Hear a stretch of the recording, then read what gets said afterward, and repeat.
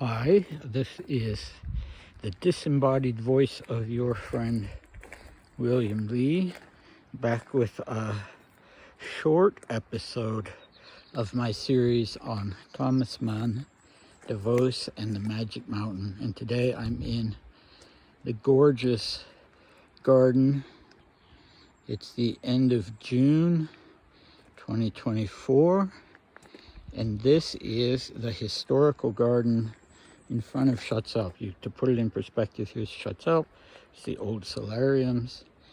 And I tried to do this the other night spontaneously. It was almost 9 o'clock in the evening, and I was out here and I was so overwhelmed by the beauty that I thought, well, I'm going to do an installment right out here in the garden. But it was horrible because I had it on selfie mode. Look at the peonies. And when I played it back, I saw myself with a few flowers over my shoulders. And so I thought that I had done a better job of showing the garden itself. But no. So here I am again, and it's not evening, it's afternoon. Oh, I'm moving the camera around too much, aren't I? You're going to get nauseated by the motion.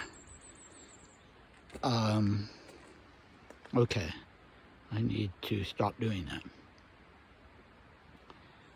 So here, I don't know if you can hear it, but there's a mountain stream called the Gugerbach that goes right nearby, going down to Davos Platz, where it joins the Landwasser, the little river that divides Davos onto the north side and the south side. And sometimes you can hear cowbells all the way from the other side of the valley because of the nature of the sound here. And I particularly love it in the evening. So if you come, I would recommend at least one trip up here in the evening, and this is completely free of charge. There's a bigger Alpinum back behind the hotel with, pretty high overhead, full-time gardeners, and everything it takes to design and implement something like that. And so there's a very small, I think it's 5 francs, very small charge, but this one out in front of the hotel that was put in 1906, 1907, and it was the creation of one of the Schatzalp doctors, Dr. Edward Neumann. So if you are one of Dr. Neumann's grandchildren or great-grandchildren and you're watching this, you can be very proud of this gift that Dr. Neumann gave, not only to the sanatorium, but now to the hotel and to the community and to anybody who comes here. You can hike up, take the funicular up, and spend as much time as you would like in this little garden. Here's the old doctor's villa. And here is the path leading to the modern, not the old bobsled run, but the modern toboggan run. That's fantastic in the winter. Great fun. Here's a little rock garden. Whoops. So this one is, it's a little steep, but not, the other one is much bigger and it's really on a mountain slope. And so this one is a little more accessible to people who might have some mobility issues, but it's still, you still need to be careful. So what I wanted to talk about while I was wandering around down here was the concept of beauty. And it's not highlighted in the Magic Mountain to the extent that time is highlighted as a philosophical and subjective concept. But it certainly is important, and it certainly is something that Hans Castorp dives into, primarily through this woman with whom he falls madly in love, so much so that he stays on at the sanatorium even when she leaves, because he wants to wait for her to come back. And so that is such a strong reaction to his to something that suddenly strikes him as just unbelievably beautiful. So beautiful that he can hardly process it. This woman, even though he sees the individual features, she has stubby fingers with chewed nails and that sort of thing. It doesn't matter. It's the overall picture. And as we've talked about before, he was a person who was sort of natural artist, but he was never encouraged to pursue that. And when he came to Schatzalp, he discovered that the woman that he adores had actually been painted by the head doctor, Behrens, who's an amateur painter. Not such a good one, but there's something about her, about Claudia Chauchat, that he captures. Really, her skin, specifically, as Hans Castorp sees it. Now we're coming up to these irises that are just, they take my breath away. The purple, the dark pink, the light pink, the irises and the peonies.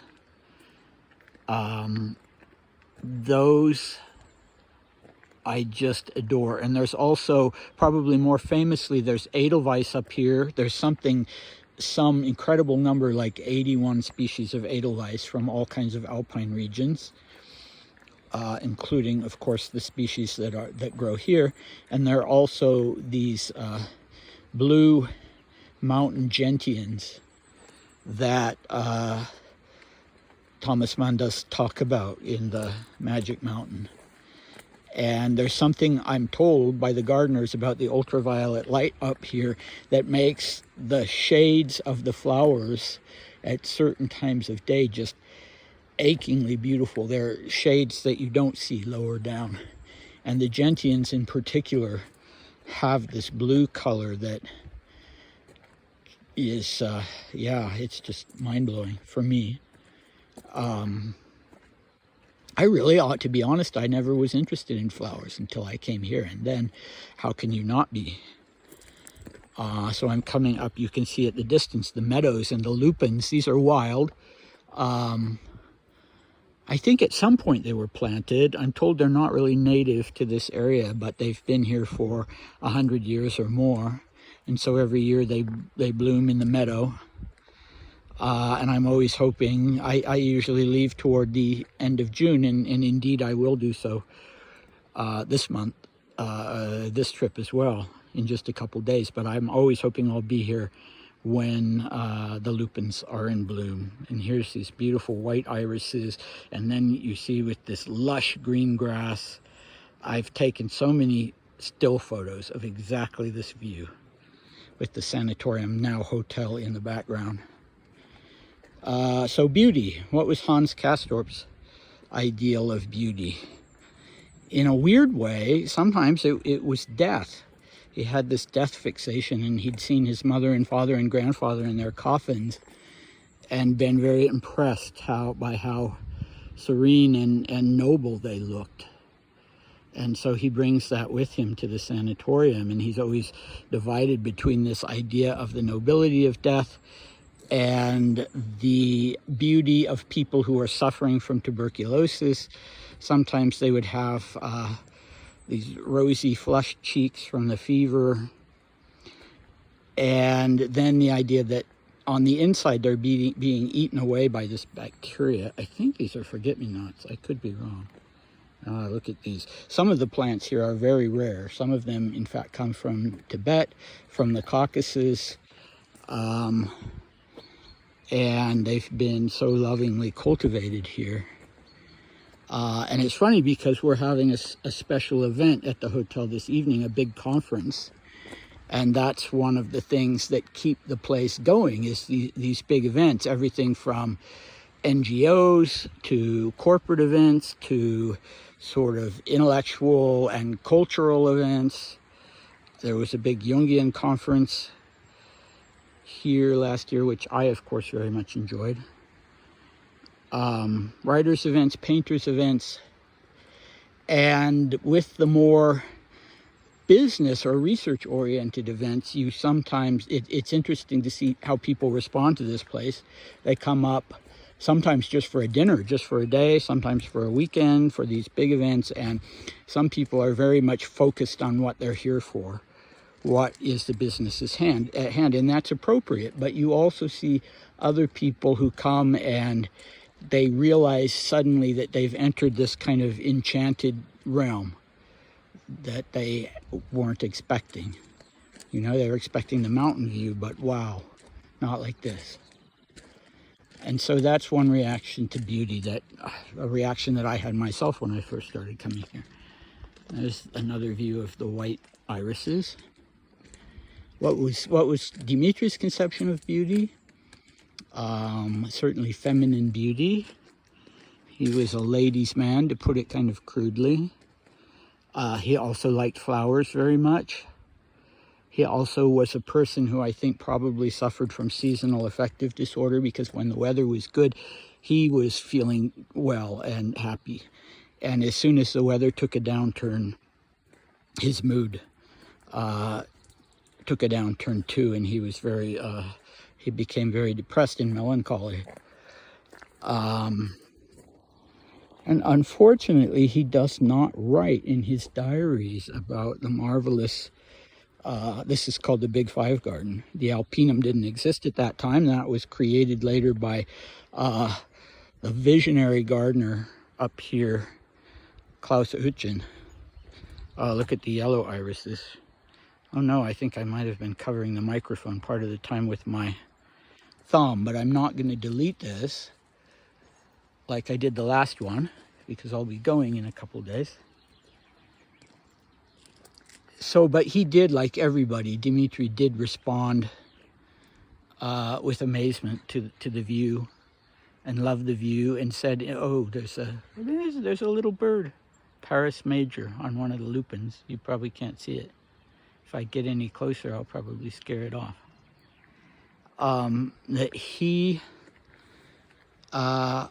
it brought back memories of his childhood in his uncle's country estate that he later inherited on the Moscow River. And it wasn't in the mountains, but there is sort of a feeling of being on a country estate when you're here, because it's very private, and you have the beautiful garden, and you can just sort of ramble to your heart's content. And rambling is exactly what I'm doing now. So maybe if you're reading along with me in the book, or if you're not, if you're just watching the videos, I hope you, like me, will spend some time contemplating time and beauty. I shouldn't say that. That sounds very sort of pedagogic, like I'm turning into Herset and Brini, although beauty wasn't really so much his thing. Well, poetry, literary beauty, that was what he liked, and I like it too, very much. So I will say goodbye, and the next episode, kind of hoping I can do it in the Alpinum today, but that remains to be seen. I think it's going to rain pretty soon, and I don't know if I will have time, since I'm gearing up to go to a friend's place to watch the big match between Germany and Switzerland this evening, and I am keeping my lips sealed about who I'm cheering for, because my friend is German, and here I am in Switzerland, and I love Switzerland, but I also love my German friends.